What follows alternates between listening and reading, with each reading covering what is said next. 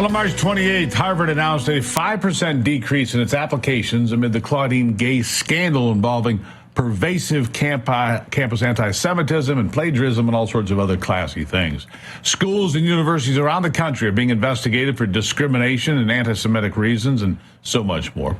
Not only that, but it has been reported that some universities cost over $90,000 a year for attendance.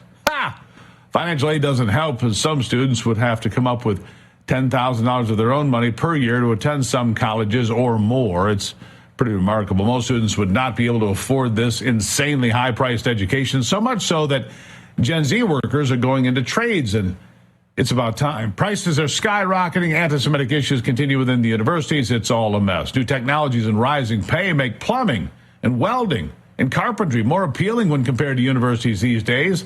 Here with me to discuss all of this is Campus Reform's editor-in-chief, Dr. Zachary Marschall. Doctor, nice to see you again. You as well. Let's compare and contrast, okay? You get out of high school, you're 18 years old. Let's say you go to college for 5 years, you're 23 years old, you've got $80,000 in debt and a prospect that'll get you $50,000.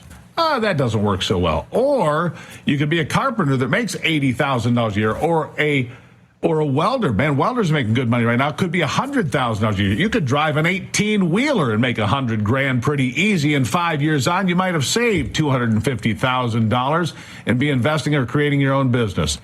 Seems like that's kind of a no-brainer for some folks. Doctor, pretty obvious, isn't it? It's a no-brainer for students, and it's a no-brainer for the country. The Francis Scott Key Bridge collapse just is another reminder that we need people in this country who know how to build things, who know how to manufacture things. We don't need another radical barista who read Proust and Judith Butler in their first-year seminar and now has purple hair making your latte. I think the tuition bubble is about to burst, and I think we're about to see it start with Harvard University with applications down. And I think we're about to see it in the few years later this decade when schools start to charge almost $100,000 per year. That's $400,000 for a piece of paper. Yeah, $400,000 for a piece of paper. Now, I have said for a long time that I believe these universities should be co-signers on these student loans. Look, if you sell a kid a degree, pick your whatever it is, communications, 1 billion communications degrees, and you leave that kid with $80,000 or $100,000 in debt, and 5 years on, they don't have a job that can even begin to pay back that student loan, that the universities that sold that lousy, worthless degree should be on the hook as a co-signer. That would change things, wouldn't it? Yeah, and it's also rich that the universities are saying, oh, no big deal that we're asking you to spend $90,000+ a year. You can get financial aid. Financial aid packages do not decrease the cost of colleges. Universities are putting more and more money into things that have nothing to do with education, whether it be DEI offices and programming, or yet another transgender week or sex week. And that is what is driving the cost of colleges. Campus Reform has been reporting for years that it's these amenities and student services that are the root of the problem. Universities need to slim down and learn to operate with less and charge people less. Wow, what a concept. Too bad our own government doesn't think about that. We bring in $4.5 trillion and we spend, what do they want, $7.3 trillion? I have an idea. Spend the $4.5 trillion and whatever you don't buy, put on the list for next year. Same thing with universities. Look, I did the whole college tour here a couple of years ago, and they're not selling an education, doctor. You probably know this.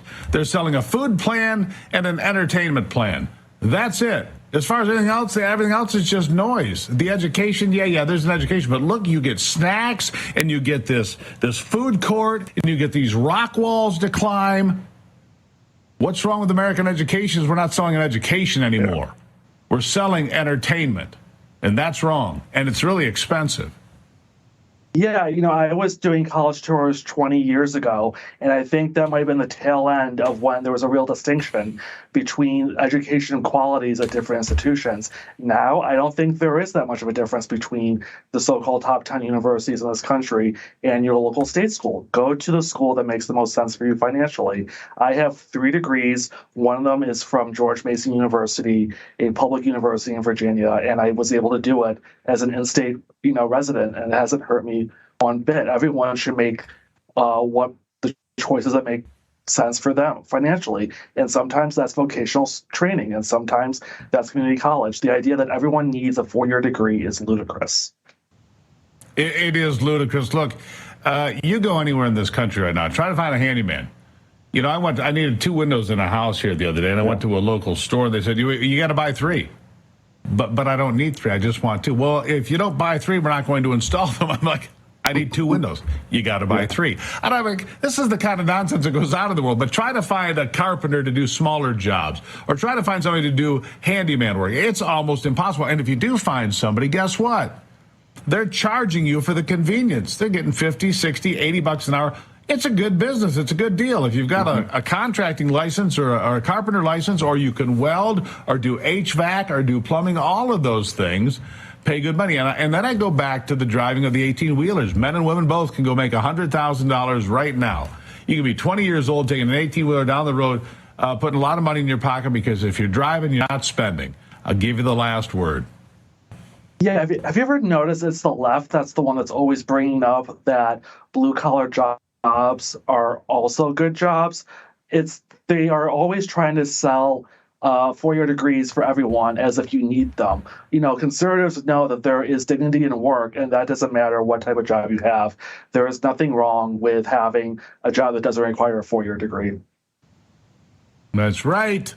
You don't always need a 4-year degree. You need common sense, and you need some capital. Build it. You know, the one thing colleges don't teach people is how to create your own business. They teach you how to be a cog in the machine.